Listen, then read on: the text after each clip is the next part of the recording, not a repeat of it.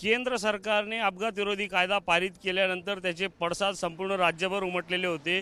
याचा सर्वात मोठा फटका बसला होता तो मनमाड येथील इंधन प्रकल्पांना।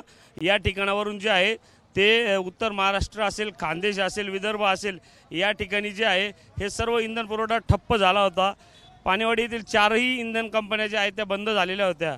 मात्र आज जिल्हाधिकारी पोलीस अधीक्षक यांनी मध्यस्थी करत आणि वाहन चालकांच्या ज्या काही समस्या आहे त्या जाणून घेत त्यांच्या ज्या मागण्या आहेत त्या केंद्र सरकारकडे मांडण्याचं सांगितलं, आश्वासन दिलं आणि त्यानंतर जे आहेत ते आता इंधन प्रकल्पातून इंधन पुरवठा करणाऱ्या गाड्या ज्या आहेत त्या आता सुरू झालेल्या आहेत।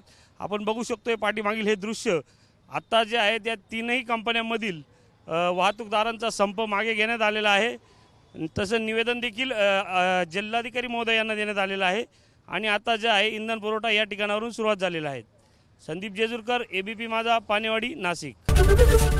एबीपी माझा, उघडा डोळे बघा नीट।